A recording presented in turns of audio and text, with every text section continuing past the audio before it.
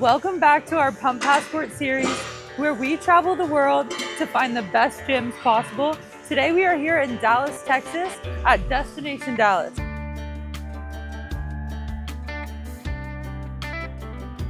If you're unfamiliar with this series, we are rating each gym based on set criteria. We got 10 bullet points to go over, and then we're gonna give the gym a final rating at the end and let you know if it's worth stopping by. The parking at this gym is abundant. As far as the eye can see, parking. I've never seen anything like this in San Diego. The real estate is too expensive. I give parking a 10 out of 10. My first impression of this gym is just wow. The vast amount of space. I don't think that anyone in California could afford this amount of real estate ever. This is a huge gym. I love the surface area. The square footage is unreal. Let's go find out what this gym has to offer. I absolutely love this retro wall that just documents historical bodybuilders. This is so inspiring. I love to look at the old school bodybuilding era. One thing I'm really loving about Destination Dallas so far is their custom furniture. It's very Texas aesthetic. I love the leather. It's very vibey. Here is a sitting area where you can heat up your meal prep and eat right after the gym. We love to see a wide stretching warm-up area. You could do cartwheels down this thing. We have plenty of space to warm up. They have plenty of tools. They have cables, foam rollers, mats everywhere.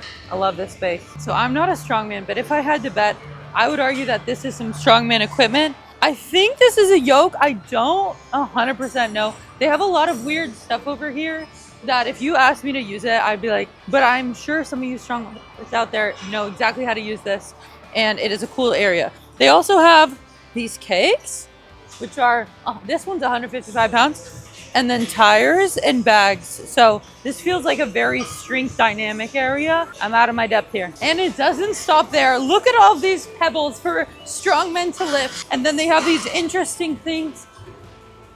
I don't know, strongmen, not my vibe, but if you are into that, this gym is perfect for you. This area is absolutely sick. This is like an adult playground. We have everything you could possibly want, from an abundance of squat racks, handles to hang on for dear life if you're suffering on leg day. We have hip thrust station, TRX, multiple punching bags, and pull-up bars. This area is freaking sick. And look at the abundance of plates on the ground. That's awesome. It's giving CrossFit, but in a good way. One thing that definitely sticks out to me is the music has been absolutely amazing. I give it a 7 out of 10. This side is pin loaded machines and weights, and this side is plate loaded. I don't love that sense of organization, because if I'm hitting legs and I want to use a plate loaded machine and then use a pin loaded machine, now I'm running back and forth, and that's basically cardio. Another thing that's just like a little bit dissonant is the gym equipment style. They don't really have a thematic aesthetic, which leads me to believe that perhaps they're prioritizing quality of the machine and the brand and how it works over the aesthetic. That might give you a better workout. We're gonna find out. Okay, when I saw this machine, I was like, I have no idea even what conceptually this works. So I had to ask someone for help. I guess it's a row machine, but you can also do RDLs on it. So, okay, that feels amazing.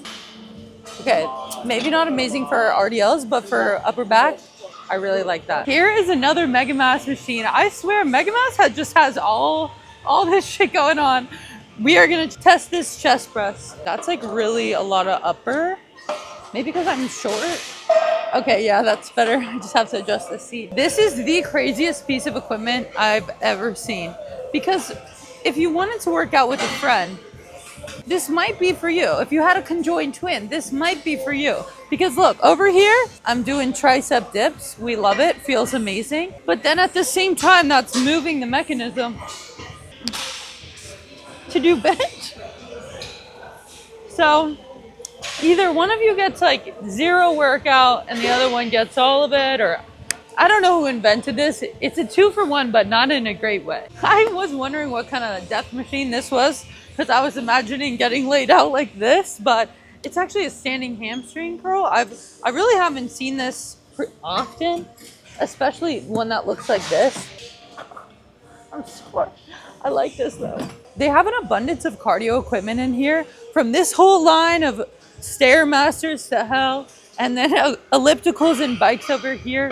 There's a ton of stuff to work with. Powerlifting is really big here. This gym has a lot of amazing equipment for powerlifting. I see comp benches all over here. There are a ton of deadlift platforms and a ton of specialty bars hanging over there.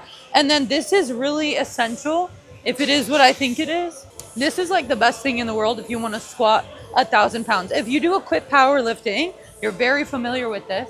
But essentially, this mechanism allows you to do a no walkout squat, which is utilized in some certain competitions, especially if you're on gear or if you're wearing gear as a powerlifter.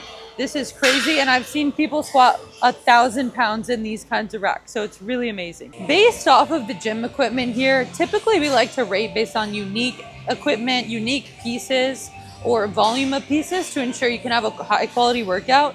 This gym really does have it all. The unique pieces aren't as prevalent as we've seen in other gyms, but I do think that the sheer capacity of the equipment alone has to boost this rating, because if you come to this gym, look at how many people are here. Look how much equipment is available. Like, you're gonna have a really high quality workout, have the machines that you need, have the machines that you want, and they have a really high level equipment in here. I give the equipment an 8.5 out of 10. One thing I love to see about this gym is the sense of community is pretty strong. They have everyone's little handle on the board, all their little signatures. They also have a leaderboard where you can track your record PR numbers and everyone can compete against one another. I love that in a gym. You don't see this too often. This is awesome. They have 2 flow water machines, so you're getting high quality cool water. They have an additional microwave and a fridge that you can use for daily use only, but still, how awesome you can bring your food to the gym and it's not getting nasty in your gym bag. Locker rooms, on the other hand, are a different story. They look very similar on the inside as they do on the outside. I give them a 4 out of 10. I look for a few things when I assess the snack situations: caffeine, creatine, carbs, and meal preps.